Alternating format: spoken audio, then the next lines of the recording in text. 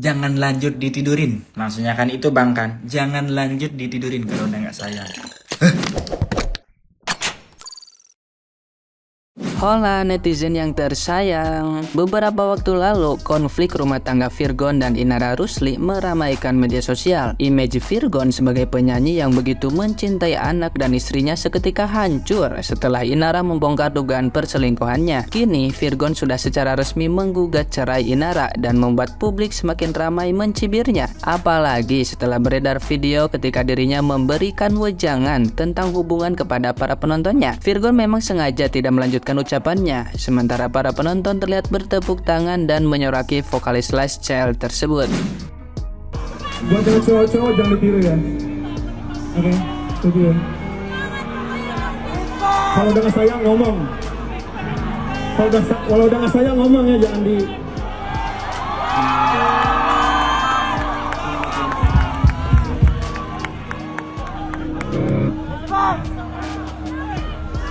Sebuah lagu yang gue tulis untuk orang yang udah gue cuekin selama beberapa tahun ini karena gue fokus sama keluarga kecil gue, tapi gue harap dengan kejadian yang menimpa gue bisa balik lagi ke pelukan dia.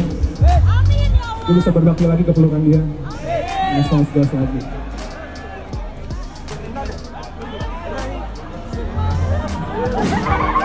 Video itu membuat Virgon semakin menjadi bulan-bulanan netizen yang budiman. Apalagi karena Virgon seperti bangga memamerkan hilangnya rasa cintanya terhadap Inara, yang sayangnya malah dilampiaskan dengan cara berselingkuh. Nah, gimana nih menurut netizen yang berbakti? Silahkan berkomentar ya. Kalau udah nggak sayang ngomong. Masalahnya lu tuh udah punya anak, Mas. Itu kata-kata cocok untuk anak SD atau anak SMP yang lagi cinta monyet. Jadi kalau udah nggak sayang tinggalin aja. Kalau udah punya anak udah beda cerita. Don't try this at home, terutama yang bapak-bapak ya. Jangan sekali-sekali berani bilang aku udah gak sayang lagi sama kamu, dijamin perang dunia. Istri-istri pun juga, misalnya kita bilang aku udah gak sayang lagi sama kamu, itu juga pasti merusak suatu hubungan. Jadi gini, yang bisa aku share ya, selama aku 8 tahun menikah, rasa sayang, cinta itu pasti fluktuatif. Gak ada selama 8 tahun ini cinta dan sayangnya full 100%. Pasti ada momen dimana sebel deh aku sama orang ini, jengkel aku. Tapi ya memang begitulah pernikahan. Bisa tanya deh sama yang udah berpuluh-puluh tahun menikah. Jadi kunci supaya pernikahan itu tetap langgeng, tetap utuh adalah sama-sama mau pegang komitmen. Sama-sama berprinsip kalau pernikahan ini adalah jalan yang no turning back. Dan sebelum perasaan itu berubah menjadi 100% benci, gak sayang sampai mau cerai, itu kan pasti ada triggernya ya kan. Nah itu, kita harus cepat sadari. Jadi pernikahan tuh seperti taman bunga gitu lah ya, yang perlu disirami, perlu sinar matahari, perlu dipupuk gitu kan. Nah jika sesekali ada hama, nggak masalah kalau cepet dibasmi gitu kan. Tapi kalau hamanya dibiarin dan taman ini nggak dipelihara, nggak dipupuk, nggak disiramin, dianggurin gitu aja, ya lama-lama bisa hancur. That's why kita sebagai suami sama-sama memiliki tugas untuk menjaga taman bunga ini gitu kan. Jadi buat yang mau nikah kan harus sadari, bukan cuman cinta tapi komitmen dan tanggung jawab.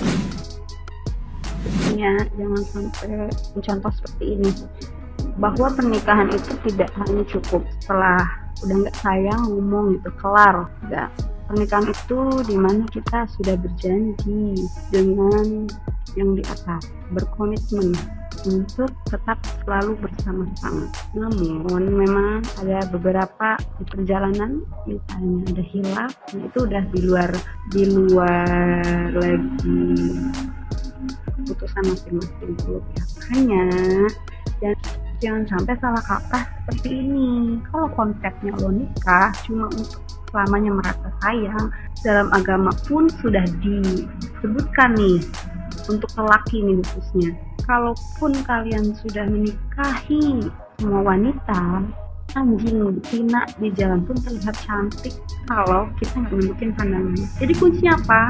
Di hati, agama, iman. Jadi lo nggak usah ngajak-ngajak, oke lah selingkuh sendiri aja, gak usah ngajak ke yang lain.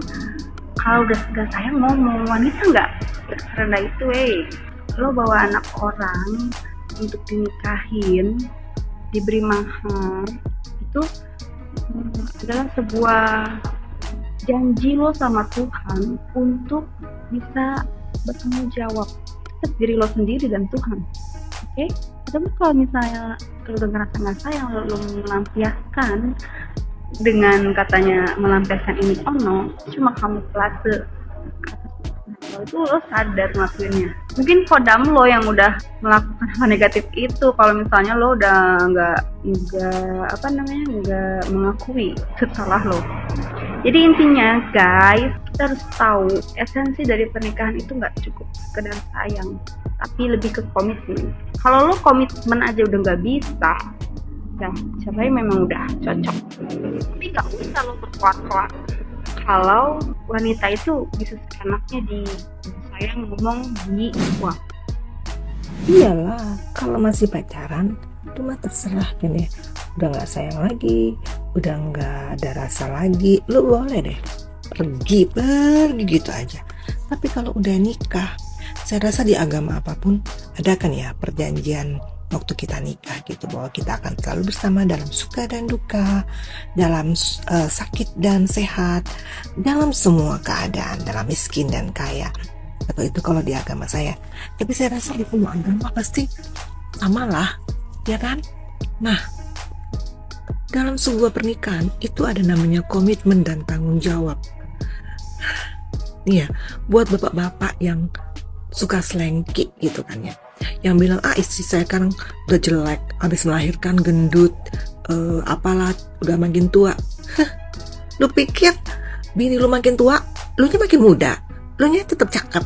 Hello, yang namanya hukum alam itu kan berlaku adil buat semua. Kalau istri lu makin tua, makin jelek, lu juga sama. Dasar, ya kan? Mikir dong. Lu pikir kita ibu-ibu kadang-kadang gak bosen hidup di rumah gitu, yang ngurusin anak, ngurusin laki, ngurusin rumah. Kalau bilang enggak, gue bahagia gini, iya bahagia, tapi tetap ada rasa jenuh, rasa bosan gitu ya, kadang-kadang bete sama laki. Lu pikir biarpun maksudnya ngelihat anak, kadang-kadang anaknya ngebantah, anaknya nakal gitu, itu kan kesel. Ngelihat suami yang kadang-kadang jorok, berantakan, nggak mau bantuin pekerjaan rumah, ngasih uang belanja cekak gitu kan ya. Lu pikir ibu-ibu nggak stres? Kadang-kadang tuh pengen kabur juga. Tapi sekali lagi kita mikir ya kan, kalau kita kabur apakah menyelesaikan masalah? Enggak dong, ya kan? Kasihan anak-anak, kasihan suami gitu. Nah, seharusnya semua pasangan melakukan hal itu gitu. Kalau misalnya lu boleh merasa jenuh, lu boleh merasa bosen gitu ya, atau apalah gitu kan, tapi carilah cara agar rasa bosen, agar rasa jenuh itu nggak menguasai pikiran kita dan membuat kita melakukan pembenaran. Oke, kalau gue bosen, ya udah gue selingkuh aja, ya kan? Pasangan gue udah ngebosenin, gue cari orang lain. Ya nggak gitu juga, dodol. Ampun deh, ingat ya, kalau orang udah kawin itu, rasa bosen dan rasa jenuh itu boleh ada. Tapi ingat, lu punya komitmen, lu punya tanggung jawab. Titik, nggak ada koma. Oke? Selingkuhin anaknya. Ini inspirasi untuk semua orang nih di luaran sana. Aman bemet ngajak pasangan, aman bemet ngajak kurnan. Dia uliang benar-benar melajah gentle, dia dimede aja sing runguange pana anake. Pidan tugas dingidih engken seh. Kanti ngajak saksi, nekang, nyame, pesta besar-besaran. Jadi maremah dalu-aluan lagi ngalahin gitu, sing gentle ada nenong. Bila perlu ipidan nganten ngalih dewasa, jadi aman bemet lakar nguliang alih masih dewasa ni luong. Dewasa ni luong nguliang kurnan. Dicampakkan begitu saja nak. Cara nar tebu, suut manis, ampasnya putang. Halo gati gitu. Kenahang teh anaknya ngedenang panak begelih pisagane moktah nganggo anang. Nya besetlah med tange masih panak anaknya sing rumuange. Halo gitu. Mani-mani dek itu aman bemat uliang ipidan ajak kudeng ideh. Bila perlu pangajak muntung uliang. Aliang masih dewasa ni luwung. Sekenang masih ngai Banten. Ora ini je.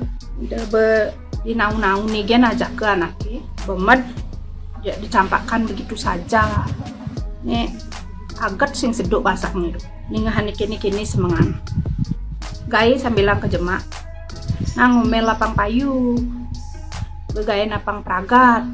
Terus semeton angguang be, mediet malu jani be, sing sambilang medar ngomel. Untuk kan pemalu semeton, rahayu.